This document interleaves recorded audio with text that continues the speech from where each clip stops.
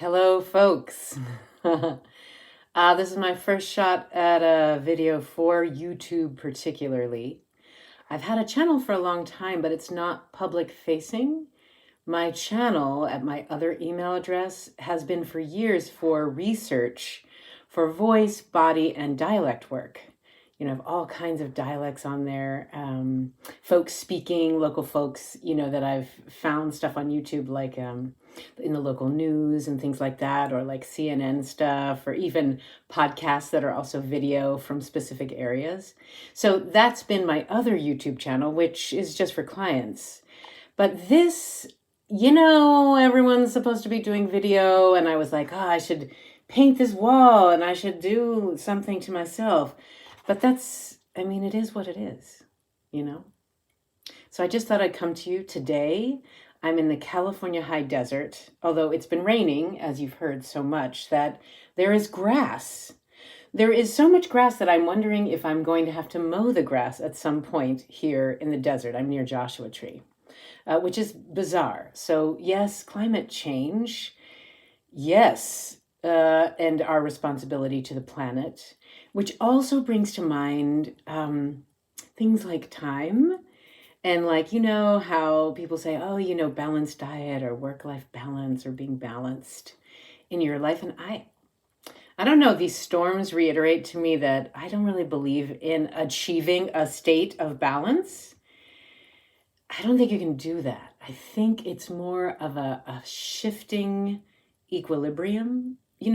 Sometimes that can be crisis management, like, oh my God, things are flooding and I need to attend to that, whether actually weather-wise or emotionally. Or you start to feel overwhelmed with all of the work that you see before you, or you've taken on a lot, too much, maybe. That's for you to decide. We have to take off societal, cultural constraints and shoulds. So I feel like there are times that we need to shift our focus and try to achieve some kind of equilibrium so we don't get sucked under. Although getting sucked under where there's lots of water, which there actually has been here, and mud and earth, I feel like maybe that's also where we need to be to really feel that before we can kind of naturally rise up again. Do you know? It's like I was talking to my friend Natalie, who's one of our retreat mentors and one of my sister witches. And I use that only in the most positive sense, not in a dark arts kind of way, but in those of us that are calling on Source and the universe and each other and ourselves to bring things to the surface, which certainly right now, that's what's going on in the planet, right? All of the stuff that's been buried is coming up. So there's that, sort of in a poltergeist out of the earth, mud, horrifying things, some of are happening. But I was talking to her about this Michael Chekhov principle of the three sisters. And this is her telling me this. So it's really about, me learning about this today, which she has told me before, but I think I really heard it today.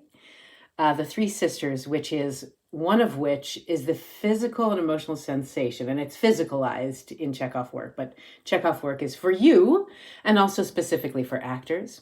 But the first sister is falling, and that sensation of falling, which can be used in a metaphoric way as failing, or looking stupid, or not being able to keep up, or just, falling out of favor, or falling out of communication, or falling into a depression.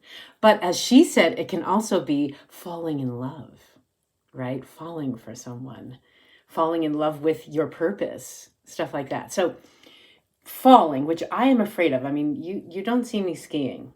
You don't. At 52, I'm not skiing. I'm not surfing. Maybe I will. I hope I will. But I know part of that is my fear of losing control, But we must fall in order to feel one of the next sisters, which is rising, falling and then rising. And I was saying to her, it's so funny because I'm afraid to fall, as many of us are. And yet, when you really fall and you really hit that ground, rising feels much more palpable. You know, you can really feel the difference between like, I just fell on my ass and now I am getting up, or I'm rising up, or I'm summoning something to revitalize or summon that resilience within me. You know, but if you don't fall, you never really get to feel that real sensation of rise, you know?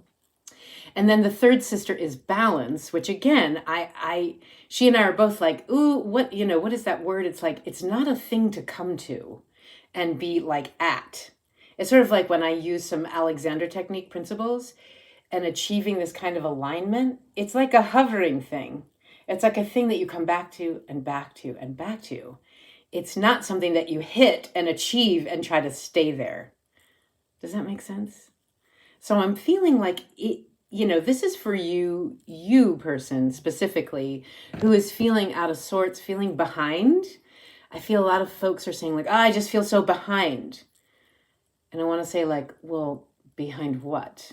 You know, behind a deadline that someone else has set or that you have set. I mean, I just feel like we need to think about time and allocating focus and energy, which I do think we need to do. Shit doesn't get done by itself necessarily. Once in a while, things take care of themselves, but we do want to do things for ourselves, with others, whether it's for your business or your family or your health.